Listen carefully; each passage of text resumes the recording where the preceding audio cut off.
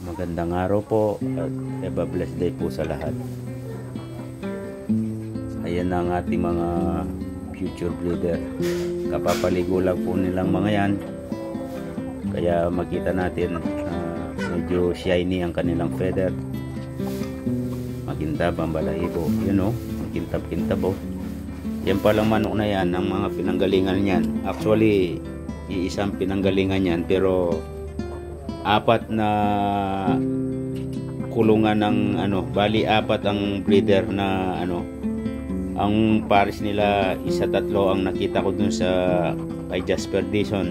Jasper, shout out sa'yo. Ayan, malapit na mangitlog yung mga manok na galing sa'yo. Actually hindi naman sila magkakapatid ang mga yan sila, apat na kids ang kanilang pinanggalingan. Nakakakolekta si Jasper ng below 100 bawat magsalang sa incubator, kaya hindi totally magkakapatid ang mga yan. Mayroon tayo dyang UK line at saka US. Yung UK line syempre yun ang tinatawag na dark mahogany. Wala man akong ganong knowledge sa mga lahi ng manok pero garantisado hindi magkakapatid ang mga yan. Hindi totally magkakapatid. Yan, bagong ligo na ang mga yan, kaya kailangan i-kondisyon natin sa kanilang malapit na pangitlog soon. Mangingitlog na po ang mga yan. Kaya ang bayaw ko ginagawa niya ang lahat para i-kondisyon ang mga manok na yan. Yung mga tandang natin kasi hindi pa sila matured ang alam ko, ang naririnig ko ang tandang magmamature siya mga 10 months o kaya 12 months, bali 1 year bago siya talagang magkaroon ng matutong. Minsan nagpa-practice na silang magkasta, pero yung mga babae syempre kahit hindi pa kinakasta yan, mangingitlog na yan.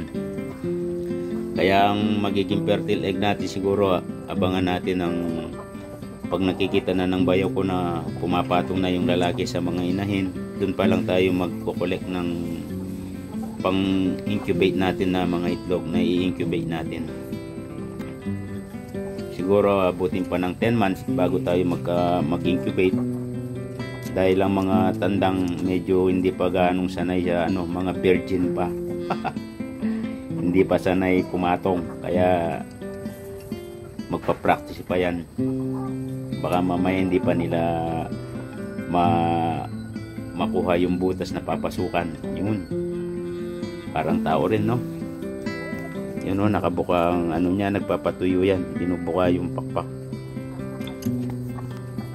Kondisyon na sila, bagong paligo, medyo mabasa-basa pa siguro yung feather nila. Tsaka naririnig na ng bayaw ko na tumitilawak na ang ating mga tandang. Ayan sila, malalaki na rin kasi nga mag 8 months na. Sana mangitlog na yung mga inahin natin para na tayo sa feeds. Kahit lang nila, makumpuni lang nila yung pambili ng feeds sa itlog nila, pwede na. Abangan na lang natin. Mag 8 months nang nagmamanok si Junior, ang bayaw ko. Yan, nagkakaroon na ng experience, natututo na siya kung paano ang gawin niya na para maiwasan ng mga mistake. Marami na tayong mistake yan. At least we learn from our mistake. Yan, papaliguan naman niya ang nasa labas. Cameraman siguro dyan si Lucky. Minsan pag wala si Lucky, walang cameraman ang bayaw ko kaya hindi niya nabibideo yung mga ginagawa niya minsan. Yan, linalagyan na ng shampoo. Laki masyado nito. Yun, napaliguan na, linulublob na mga kaagapay. Yan, dinulunod sige, na ang pumasok ka dyan. Kailangan kasi mabasa sa loob ng katawan nila para yung mga parasite sa kanilang katawan ma-drain, bigat pag bumabagsak. Mamatay.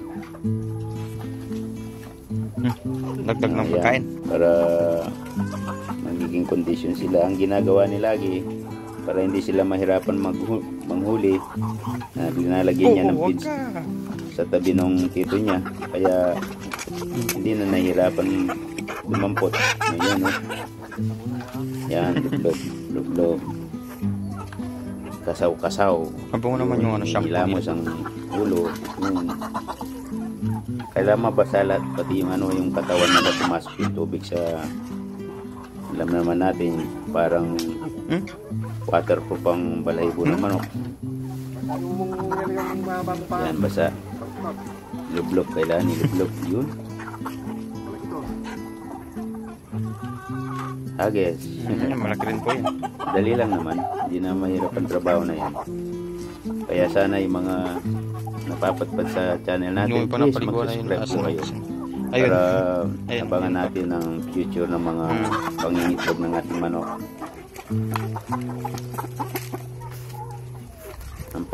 Ang pagpapala ng Panginoon lagi naman sa atin. Ganun din sana sa mga kagapay natin. Sana ang pagpapala palaging nasa inyo.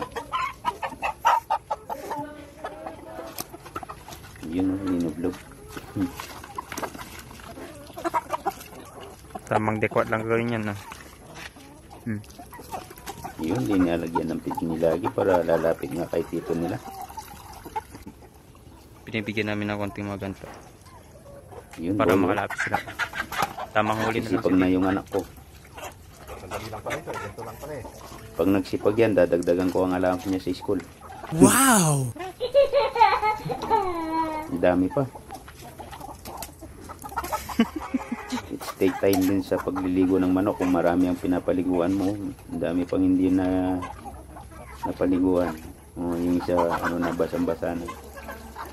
Marami pong salamat sa pagsubaybay ninyo. Babayan tito. Ay, lalaki. At ang pagpapala ng ating Panginoon ay laging siya sa inyo. Mabuhay ang Pilipinas. Yun sila oh. Tabi-tabi lang. Kasi ang mga OFW, kaya palagi kong sinasabing mabuhay ang Pilipinas dahil Mainit naman yung hangad namin panahon. na umasenso ng lahat ng bilis. Pilipino, buong Pilipinas para hindi na tayo magtrabaho sa ibang bansa. Kung maunlad ng ating Pilipinas, nakakasawa man na makipagtrabaho sa ibang bansa. Kaya Ayun pala. tiis lang dahil Yung mga motor dun. Sa kape uno po pagsuporta pala yung sa mga pamilya. Ih! Ganun Lumalaman. na rin sa Pilipinas. Dinig nyo. Dami nila. Pati basa nakikaya ano na pa rin po. Grabe yung mga motor niya. Dagdagan natin. Gusto ko palang i-shoutout si Kuya Doy Marin, Day. kay Kuya Pedro Marin from Paris, Para mahal siya saka kay maputo. Ate Len at sa mga kababayan natin sa Paris. Mag-ingat po lagi at mabuhay po kayo. Kuya Doy, shoutout sa iyo. At kay Ate Marlene, yan ang maganda kong hipag. Ayun na lo. Nasa Paris sila. Marami pong salamat sa palagi pagsubaybay. God bless po sa inyong lahat. Mabuhay. Bye for now.